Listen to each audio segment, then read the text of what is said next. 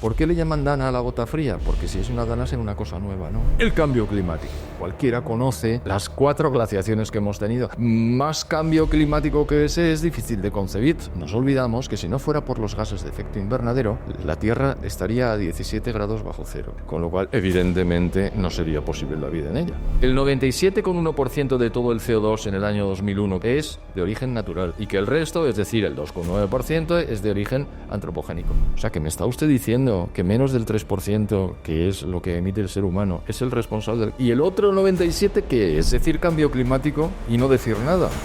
Es lo mismo.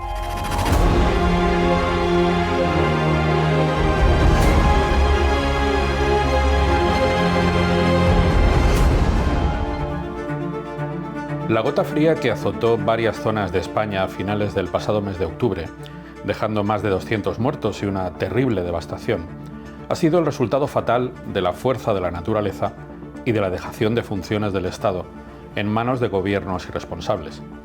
Muy lejos del discurso que nos han impuesto sobre la fatalidad del cambio climático, la realidad es que España dejó de hacer las obras públicas que hacen falta para que cuando llega una riada y la naturaleza se muestra incontenible, se eviten tragedias de la dimensión de la que acabamos de vivir, sobre todo en la provincia de Valencia. Este podcast, en clave nacional, quiere explicar los detalles de lo ocurrido y de cómo se pudo evitar. Y para ello hemos querido contar con el análisis de un hombre que, sin duda, conoce perfectamente este asunto. Se trata de José Ramón Ferrandis, economista, divulgador, conferenciante, autor de varios libros. Don José Ramón, ¿qué tal? Muy buenos días. Hola, muy buenos días. Encantado de estar aquí contigo. Lo que ha ocurrido nos ha helado la sangre, nos ha dejado aterrorizados y muchos españoles, muchos ciudadanos se preguntan, ¿esto se podía haber evitado? Las consecuencias de la gota fría se podían haber evitado en grande medida. A ver, no todo. La perfección en las actuaciones del ser humano no existe, pero una aproximación razonable con los medios de que disponemos hoy día, sí. La gota fría es un fenómeno atmosférico que obedece, digamos, a los caprichos de la naturaleza. Se da con una periodicidad no estable, es decir, puede ocurrir 3 gotas frías importantes en 10 años y luego durante 50 ninguno, pero desde el siglo XIV hasta ahora se han contabilizado 25 importantes, es decir, dañinas, y va a seguir ocurriendo. Claro, eso de va a seguir ocurriendo nos tiene que inducir inmediatamente a, bueno, pues si se va a seguir ocurriendo y genera tales daños, lo que tenemos que hacer es prepararnos para minimizar esos daños. Así que la naturaleza, por un lado, va a su bola, lógicamente, la naturaleza es dura, la naturaleza no perdona, la naturaleza va a su aire. Pero el ser humano tiene la obligación, desde luego con sus instituciones, sus autoridades y los medios de que dispone, de atajar los eventuales daños. De manera que las gotas frías se van a producir, pero lo que no se puede producir nuevamente, no se debería poder producir nuevamente, es este balance de daños espantoso que ha tenido lugar. ¿Qué hay de científico y qué hay de ideológico en la famosa teoría del cambio climático que circula no solamente en las instituciones públicas, sobre todo en los medios de comunicación? Sí, tenemos que empezar por el principio. ¿Qué es eso del cambio climático? A ver, el clima existe y el clima cambia. Luego, decir cambio climático es tautológico y absurdo, no tiene ningún fundamento. De hecho, hace unos años, hasta por lo menos 2015, no hablábamos del cambio climático, hablábamos del calentamiento global.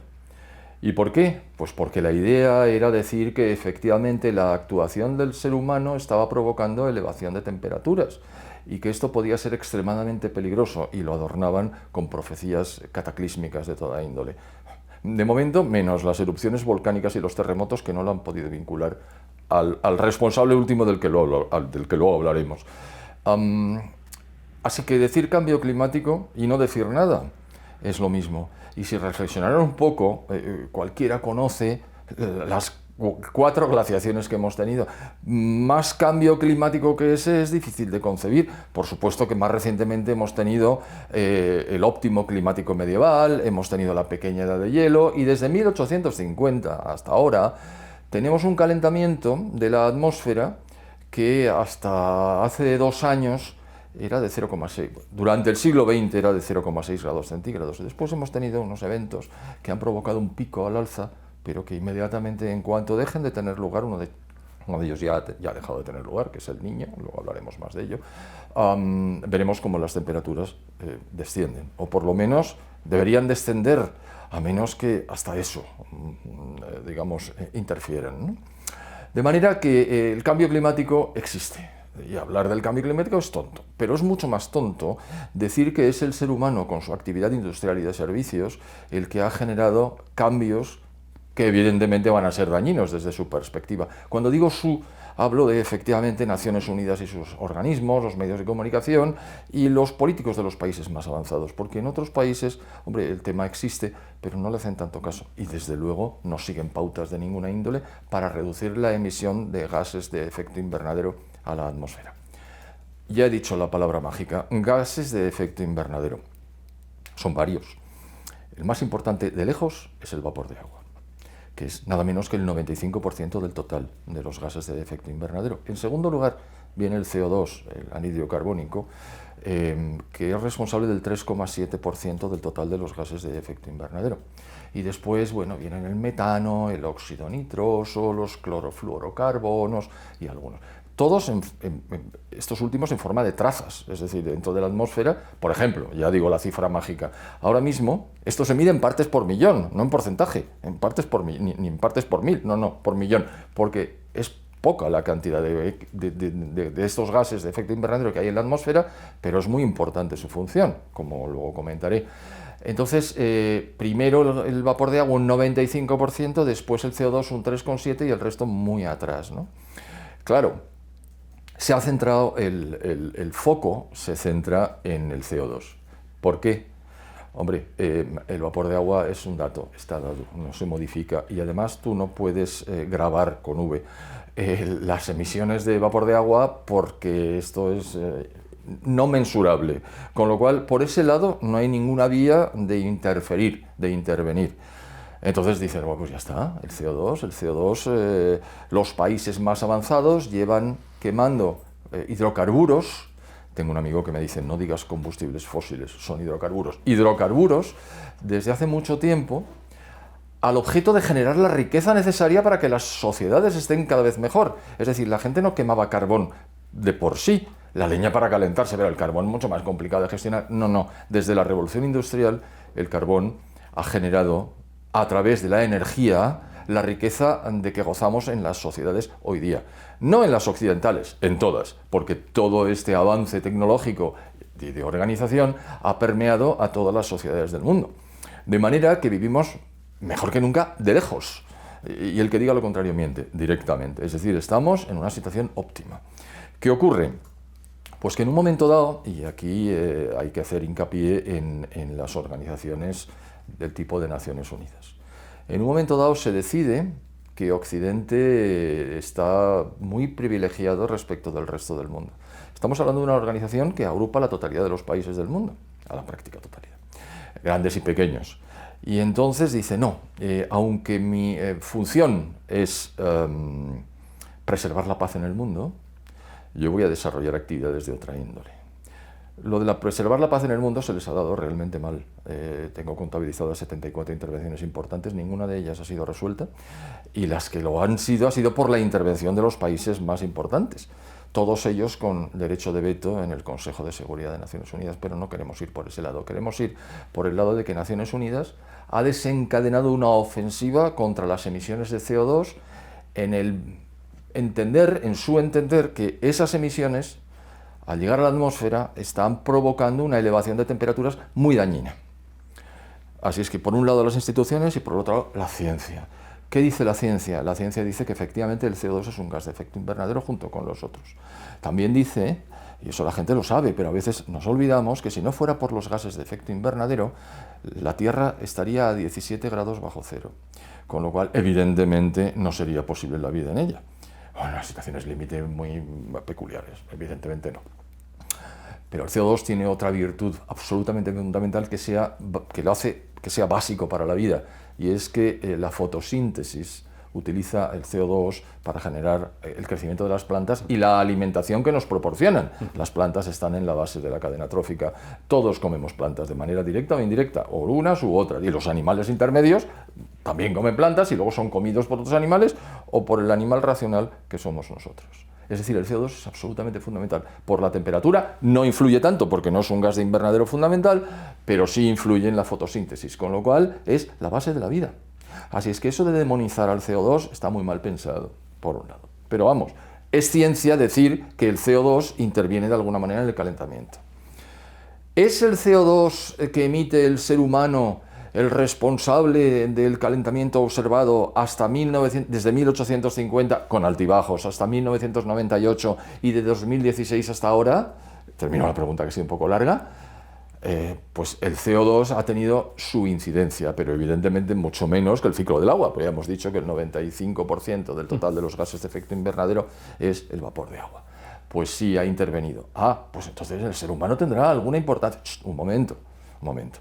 Lo que dice Naciones Unidas es que el CO2 de origen humano es el que está provocando eso. Vamos a ver, los propios documentos de Naciones Unidas, ¿cómo dividen el CO2 entre de origen natural y de origen antropogénico, es decir, generado por el ser humano? Pues hay un documento en el tercer informe que realiza el IPCC, y voy a tener que hacer un pequeño paréntesis, perdón. El IPCC es una organización de Naciones Unidas que es el Panel Internacional para el Cambio Climático.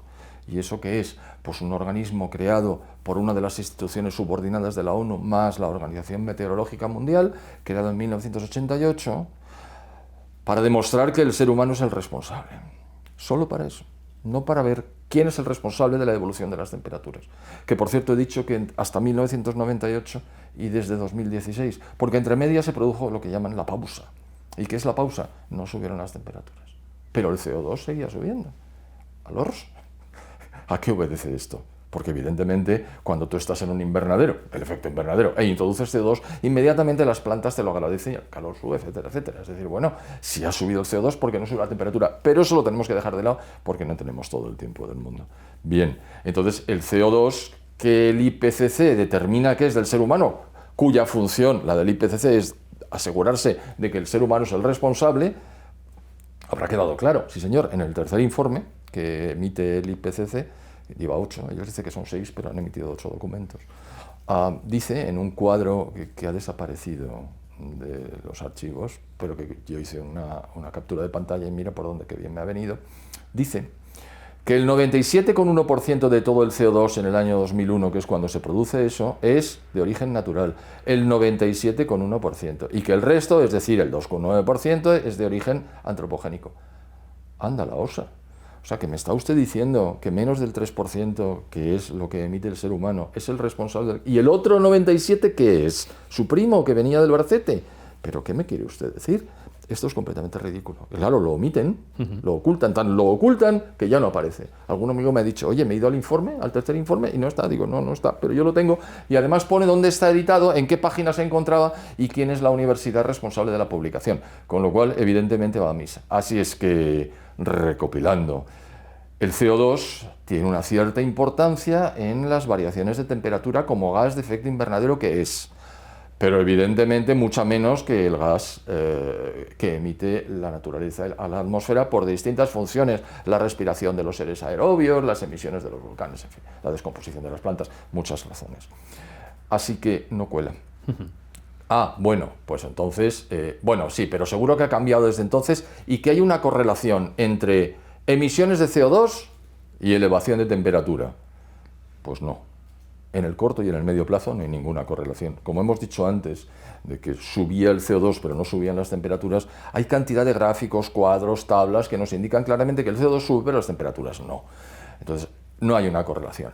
Bueno, pero desde el punto de vista geológico, hace algunos millones de años, cuando miramos los análisis de los bloques de hielo, de las muestras que se extraen del subsuelo en la estación Vostok de la Antártida, iba a decir la Atlántida, de la Antártida, ahí se ve que hay una correlación a larguísimo plazo entre el CO2 y las temperaturas. Digo, sí, a larguísimo plazo, sí. Pero curiosamente primero se da la elevación de las temperaturas y después la subida del CO2. Luego, y ahora entramos en la causación, No puede ser el CO2 la causa de la subida de las temperaturas cuando esa correlación a largo plazo en términos geológicos indica que es justo al revés. Así es que eso no se sostiene. Y por tanto tampoco se sostiene ahora que se diga que efectivamente el ser humano, cuya proporción de emisión del CO2 es del 2,9%, dentro de unos gases de efecto invernadero, dentro de los cuales el 3,7% es el CO2 solamente, es responsable de modificación del clima alguna. Más aún, y ya con eso termino de hablar del CO2, porque estoy emitiendo mucho CO2 al hablar. ¿Qué es lo que ocurre? Pues que hemos hecho los cálculos de qué va a ocurrir si se duplica el nivel de CO2. Ahora mismo tenemos, en partes por millón, 424 partes por millón. Claro, si se duplica el CO2, se duplicará la temperatura, ¿verdad? ¡Buah! Entonces nos vamos a acercar a los problemas de elevación de 2, 3 grados, 5 grados, los que quieran, porque al final el discurso admite cualquier cosa a finales del siglo XXI, que provocarán el gran temor, que es que los casquetes polares se deshagan y ese agua incremente el nivel del mar. Claro que me estoy yendo a tantos temas. Si se deshace el casquete polar del norte, da igual, porque el hielo está flotando, ahí no hay tierra que valga, con lo cual no se va a elevar ningún nivel del mar. Pero si se deshelara la Antártida y Groenlandia, que está cerca del Polo Norte, dicen que habría un incremento de 56 metros en el nivel del mar. Caramba, si nos acercamos a eso, eso sí que es un problema. ¡Oh, nos vamos a morir todos! Sí, nos vamos a morir todos, de acuerdo en eso, sí que estamos de acuerdo. Ahora bien, no estamos de acuerdo en absoluto, porque ese CO2, que es la mínima parte de los gases de efecto invernadero, y el del ser humano ya lo he contado, si se duplicara, cosa que al ritmo que vamos pasaría dentro de 150 años, o sea que tampoco sería a final de siglo, la temperatura de la Tierra solo por esa razón se elevaría en 0,38 grados. Así es que no me puede usted tomar el pelo porque la información la tengo. Usted puede decirme que vamos a tener grandísimos problemas, que cada vez va a haber más, y vamos a volver a Valencia si es necesario, va a haber más lluvias, van a ser más torrenciales, va a haber más temporales de toda índole, va a haber también más sequías, van a aparecer los desiertos, van a invadir la tierra como consecuencia de las sequías. Dicen una cosa y la contraria con toda soltura, e incluso en días sucesivos no les importa. Pero es que el mensaje es falso. Es decir, este discurso no tiene fundamento científico. Esta es la parte de la ciencia. Y la parte de las instituciones es que Naciones Unidas quiere, y lo dice, cambiar el eje de funcionamiento o la raíz del funcionamiento de las economías avanzadas, que dejen de ser economías de mercado para ser economías intervenidas, socializadas. Y lo dicen. Y yo creo que ya he hablado bastante para contestar una pregunta. La siguiente sería, don José Ramón, ¿en qué medida una política de construcción de infraestructuras hidráulicas puede evitar las consecuencias de una gota fría como la que hemos visto sobre todo en Valencia, y por qué no se hacen en España esas obras que harían falta? Ya, bien, lo primero es, hacen falta esas infraestructuras para mitigar los daños de la atmósfera cuando se desencadena la naturaleza y provoca unas grandes precipitaciones que a su vez, no hemos explicado, la gente conoce Valencia, claro que la conoce, yo soy de Valencia. Entonces pues, me vine a Madrid cuando tenía 20 años y conozco bien aquello. Valencia es una llanura con una cierta inclinación, la gran ciudad y su entorno está en una llanura con una cierta inclinación hacia el mar, muy poca. Pero si te metes hacia el interior, la inclinación es enorme. Hay montañas, no de 4.000 metros, ni está el Everest, pero son montañas de más de 1.000 metros, más de 2.000. Claro, cuando llueve en cabecera, y llueve mucho, evidentemente el agua no solo se acumula, sino que alcanza gran velocidad, y cuando llega a aguas abajo, es extremadamente dañina. Con lo cual, es muy importante que las infraestructuras estorben ese devenir. El agua va a bajar y entonces tú la tienes que detener, la tienes que derivar, la tienes que laminar. Hay una serie de conceptos que se utilizan. Bien, ¿y qué infraestructuras son? Pues aquí podemos decir que la infraestructura que no existe es la peor, porque no es capaz de hacer frente a los daños que se derivan de la gota fría. Gota fría que se produce en esta época siempre, por eso lo saben. ¿Por qué es una gota fría? Pues no lo hemos contado. La gota fría es un fenómeno en el que se vincula o se unen la evaporación de aguas cálidas que tiene lugar a finales del mes de octubre, primeros de noviembre, en la zona ciclogénica del Mediterráneo occidental, junto con corrientes en chorro que vienen por la parte superior de la atmósfera procedentes del norte, frías. Cuando chocan ese calor y ese frío se forman verdaderas tormentas importantes. Ahora les llaman dana. Es importante esto de la dana. ¿Por qué le llaman dana a la gota fría? Porque si es una dana será una cosa nueva, ¿no? El cambio climático. Mire, no me tome el pelo, que ya estoy muy mayor. Bien, esto es la gota fría.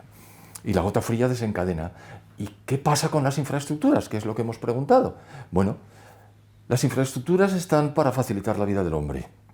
Tienen coste y evidentemente tienen otra cara en la moneda. Si yo hago un embalse, inundo tierras, o por lo menos es potencialmente inundables, con lo cual las pierdo. ¿Qué ocurre? Que suelen ser las tierras que están en la parte de abajo de una cárcava abandonada, con lo cual son más fértiles porque a lo largo del tiempo el aluvión se ha acumulado y claro, las pierdo. Esa es la parte negativa. La parte positiva, todo lo demás. Porque claro, si hay muchos embalses, nosotros ya tenemos garantizado que tenemos agricultura cuando hay sequía, por lo tanto la alimentación, tenemos el suministro de agua para el uso industrial y de servicios en la ciudad, y tenemos también la posibilidad de generar energía, la energía hidroeléctrica. Es decir, en España a mediados del siglo pasado teníamos carbón y agua y nada más, y con eso se consiguió una industrialización realmente fuerte, con lo cual es muy importante. Es decir, las centrales hidroeléctricas que se ponen al pie de las caídas de agua simplemente aprovecha la energía cinética del agua, porque hay diferencias de altura. España tiene esa ventaja, tenemos el inconveniente de que es muy montañoso y la ventaja de que el agua cae desde la parte superior a la inferior, pero es que además tenemos centrales reversibles, es decir, ese agua puede volver a subir a la central superior, al embalse superior, para que vuelva a caer cuando es más necesario, y se gasta la energía que sobra, por ejemplo, con la eólica por la noche. No me pillará diciendo la solar por la noche, no se preocupe. La eólica por la noche sube el agua y vuelve a bajar y entonces lo contabilizas. Así es que tanto para alimentación como para suministro, como para generar energía, los embalses son fundamentales. Pero también para detener al agua que baja vertiginosamente de las zonas montañosas que he expresado anteriormente. Eso es vital, pero para eso tiene que haber una organización político-administrativa que lo encaje y que lo lleve adelante. Y muchas veces las decisiones de los políticos al uso tienen más en cuenta las votaciones periódicas cuatrienales que los intereses a largo plazo de la población. ¿Una presa cuesta dinero? No tanto, pero cuesta dinero, es un esfuerzo y tiene enfrente una serie de segmentos políticos que se oponen por sistema. Claro, donde hay una infraestructura se puede detener el agua. Donde no hay una infraestructura no se puede detener el agua. Derivar, hay canales, hay azudes, hay una serie de operaciones de obras públicas que se hacían desde que hay cultivos irrigados en Valencia. Hace muchos siglos, la gente lo sabe. Pero hay una segunda variable, tenemos las infraestructuras, es fundamental tenerlas, pero tendremos que limpiar los cauces. ¿Eso qué significa? Bueno, pues que el agua, cuando avanza con fuerza, arranca todo lo que encuentra. Desde árboles hasta hierbas, hasta piedras, hasta coches. Eso lo he visto yo. En fin, no cuento cosas personales de la inundación de Valencia del 57, pero yo lo vi. Yo estaba allí. Era pequeño, pero estaba. Y los coches iban flotando. Lo mismo que ha pasado ahora. El vehículo, en cuanto deja de tomar contacto con el suelo de los neumáticos, es un juguete en manos de las corrientes de agua. Entonces se lo lleva y lo va acumulando. ¿Qué pasaba antaño? Pues que al limpiar los cauces, el agua bajaba sin acompañarse de troncos, ramas y piedras. ¿Qué ha pasado ahora cuando desde hace algunos años el ecologismo a la violeta ha dicho que no se pueden tocar porque es que ahí anida una especie de escarabajo tremendamente importante para la vida? Mire usted, lo verdaderamente importante para la vida es la del ser humano. La otra es secundaria, es triste decirlo, pero nosotros estamos delante. Bien, ¿qué ocurre? Pues lo que ha ocurrido en Paiport, es que además lo he visto en las redes sociales. Es de noche, hay un puente, está iluminado, el agua baja con todo tipo de porquerías y la porquería incluso llega a cegar los ojos de los puentes. Se va acumulando, se forma una presa artificial, el agua no se va a parar. El agua estaba bajando en el Barranco del Pollo, pero con un flujo de 2.400 metros cúbicos por segundo. Esa enormidad, no hay presa artificiosa, natural, que lo soporte, y estalla. Ese estallido genera un tsunami, es decir, una ola que se ha generado artificialmente, y esa ola destroza lo que encuentra. Por eso en las fotografías uno ve los coches acumulados uno encima de otro, y por eso en la Riada de Valencia en 1957 los coches flotaban lentamente hasta la desembocadura, porque el flujo del agua era mucho más lento, porque se habían limpiado los cauces. Así es que, volviendo al origen, tiene que haber infraestructuras y los cauces tienen que estar limpios, porque de lo contrario el agua ahora lo que sabe hacer es bajar y bajar deprisa y dañar. La segunda parte de la pregunta era, bueno, creo que tenía que ver con los países en los que se realizaban... Sí, una comparativa con otras naciones o con otras épocas en las que sí se hacían este tipo de obras aquí en España. Pues sí, es curioso. Nosotros desde el año 1930 aproximadamente, creo que un ingeniero de caminos, Lorenzo Pardo, diseñó el Plan Hidrológico Nacional, en el que tenía en cuenta las peculiaridades de nuestro país y las diferencias entre el norte y el sur a efectos de pluviometría y a efectos de disponer de agua para que tuviéramos esos tres elementos: la agricultura, los abastos, es decir, dar a la población ese agua que necesita para vivir y para la industria y para demás usos, y la tercera para generar energía. Bueno, pues eso se diseñó. Y se diseñó la construcción de embalses para que en las épocas de sequía hubiera agua disponible, y la transferencia entre cuencas, es decir, los trasvases. Todos hemos oído hablar del trasvase Tajo Segura, bueno, pues es más relevante, pero se han diseñado muchos trasvases, por ejemplo, del Ebro hacia abajo, para poder regar la huerta valenciana y la huerta murciana y la huerta de Almería, que son verdaderamente importantes para la generación de riqueza en España, al objeto de poder exportar su producto y tener una balanza de pagos, una balanza comercial y después una balanza de pagos más saneada. 1930. Bueno, en tres oportunidades en el periodo de la Segunda República se presentó el proyecto y no fue aprobado en ninguna de las tres por los enfrentamientos partidistas que tenían lugar en el seno del Parlamento correspondiente. Muy bien, después de la Segunda República viene el periodo de Franco. Desde 1939 hasta 1975 más 3, es decir, en el 75 muere Franco, pero en el 78 tenemos la Constitución, de la que se deriva la situación política actual. Las decisiones no se adoptan de la misma forma, sino que, sobre todo al principio de ese régimen, se adoptan técnicamente de acuerdo con las necesidades objetivas de la población y no se discuten. Luego sí, luego se genera en el 42, aparecen las Cortes, en el 43 ya está funcionando a tope, y las Cortes supervisan y tienen iniciativa legislativa, es decir, supervisan lo que les somete el gobierno, pero a su vez tienen iniciativa parlamentaria. Las infraestructuras no corren peligro de que se oponga ningún partido político enfrentado porque no había partidos políticos enfrentados. Por lo tanto, se realizan las infraestructuras. Y tenemos Plan Hidrológico Nacional con la construcción de una enorme cantidad de embalses, algunos de los cuales gigantescos, que facilitan la vida de la gente. De hecho, el crecimiento del Producto Interior Bruto desde 1940 hasta 1975 es impresionante. En el último periodo, vertiginoso. ¿Y eso por qué? Pues porque se realizaban infraestructuras que permitían el desarrollo de la actividad agraria, industrial, comercial y de servicios, sin obstáculos derivados de interferencias partidistas, por decir así. Esto se ha puesto de manifiesto se puso de manifiesto en 1957 en la riada que tuvo lugar en Valencia. Esa riada se debe al Turia. Hay dos ríos y un barranco que son los responsables de las últimas 5 riadas más gordas del último periodo.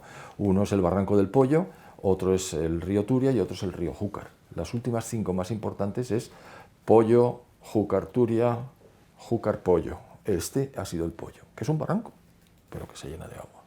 Se llenó de agua hasta el punto, y perdón por el inciso, de que en el momento de máxima corriente el volumen de agua que bajaba era 4 veces superior al volumen medio del río Ebro.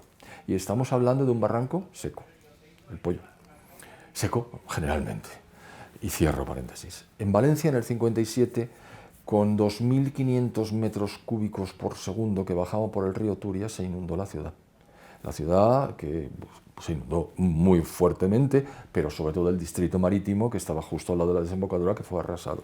Hubo 89 muertos, que ya está bien. Ahora llevamos 230.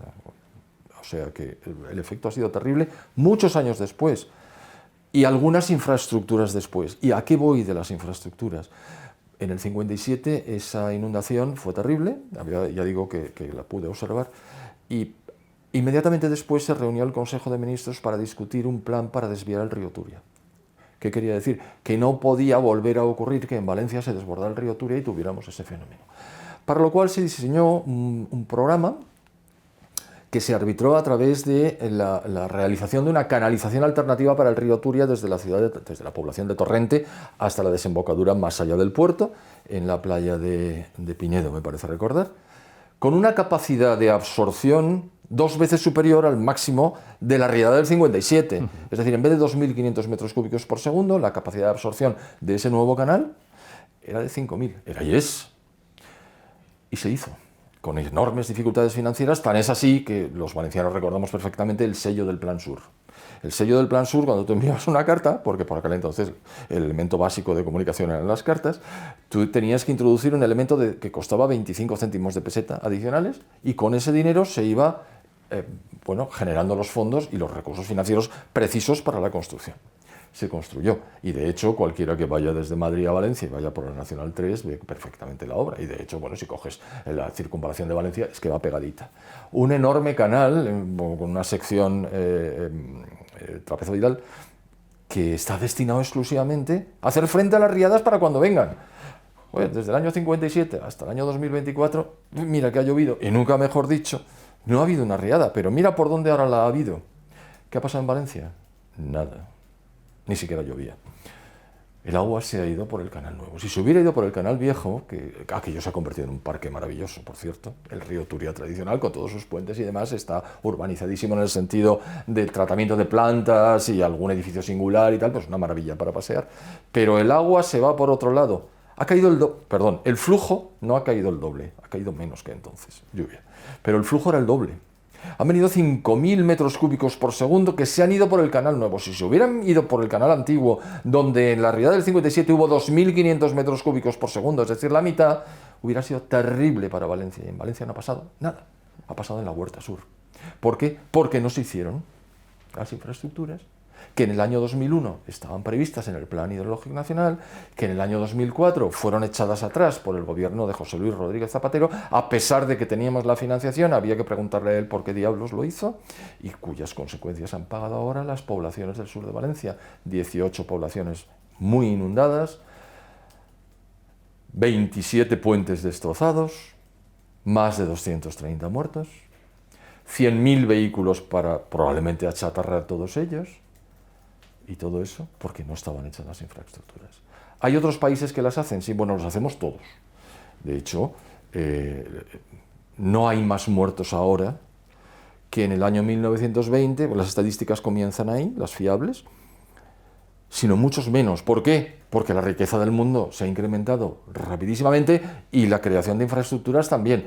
Hombre, no tengo que recordar que en los Países Bajos hay poblaciones que están 7 metros por debajo del nivel del mar. ¿Cómo se ha conseguido eso? Con infraestructuras, protegiéndolas del Mar del Norte. Y ahí están viviendo. No tienen ningún problema, están cuidando las infraestructuras, están perfectamente, pero se ha hecho en todo el mundo. Cuanto más rico es un país, mejores infraestructuras se puede permitir. Otra cosa es que las hagan. ¿Qué ocurre? Pues que las tienes que hacer, para lo cual hay miles de oportunidades, hay medios para hacerlo. Volviendo a los muertos. Entre 1920 y 2020, la curva de los muertos ha caído vertiginosamente. En 1920 se estima que morían al año 480.000 personas por fenómenos atmosféricos que incidían sobre la población. Ahora tenemos 27 veces menos de muertos, con la pequeña diferencia de que en el año 20 había 2.000 millones de habitantes y ahora hay 8.000 millones de habitantes. Es decir, 100 veces menos, si multiplicamos las dos variables, lo cual es una enormidad que pone de relieve una vez más que son las infraestructuras las que salvan vidas, y a su vez las infraestructuras son las que tienen que estar construidas para que esas vidas sean salvadas, y las infraestructuras se construyen gracias a que tenemos recursos, y los recursos se logran gracias a la riqueza de las sociedades, y la riqueza de las sociedades se genera gracias a la economía de mercado, y eso es algo que en Naciones Unidas parecen no entender. Vamos a finalizar preguntando por qué sería, a su juicio, necesario un Plan Nacional del Agua. Pues por una razón fundamental, y es que grosso modo, el tercio superior de España tiene una pluviometría perfectamente comparable a la francesa, incluso en algunos casos superior, pero los 2 tercios inferiores no. Y claro, somos todos españolitos y todos necesitamos agua. Es más, en el sur donde las temperaturas son mejores para el cultivo, ese agua puede generar mucha más riqueza en términos de producción agraria que en el norte, donde la insolación es inferior y las temperaturas son más bajas y no hay tantos rendimientos. ¿Y eso cómo se consigue? Con un plan nacional que haga dos cosas. La primera ya está hecha, es el almacenamiento, y la segunda es la transferencia entre cuencas. Esa transferencia se hace generalmente de norte a sur, porque donde llueve es en el norte y donde no llueve, en términos relativos, es en el sur, y también se considera el este y el oeste. Bueno, pues los ríos más importantes van a desaguar al Atlántico, pero también tenemos un gran río que es el Ebro, que va a desaguar en el Mediterráneo, y podemos ir pasando de cuenca en cuenca a través de los trasvases que se tienen que arbitrar a través de un plan hidrológico nacional. Ese plan está diseñado y ese plan lo único que hay que hacer es construirlo. ¿Por qué? Pues porque, a pesar de lo que la gente pueda pensar, en España tenemos agua suficiente, siempre que se distribuya adecuadamente. Es más, si lo medimos en términos de por habitante y por hectárea cultivable, nuestra situación en términos de disponibilidad genérica de agua es mejor que la de Alemania, Francia e Italia. Todo eso está documentado. Los documentos los tengo yo, están elaborados por ingenieros de caminos y con los colegios de ingenieros. Es decir, todo eso se sabe. Lo único que hay que hacer es querer hacerlo. De ahí la importancia de tener un plan nacional, que por una parte generaría más riqueza y por otra parte, y es lo más importante, evitaría las muertes. Pues don José Ramón Ferrandis, ha sido un auténtico placer.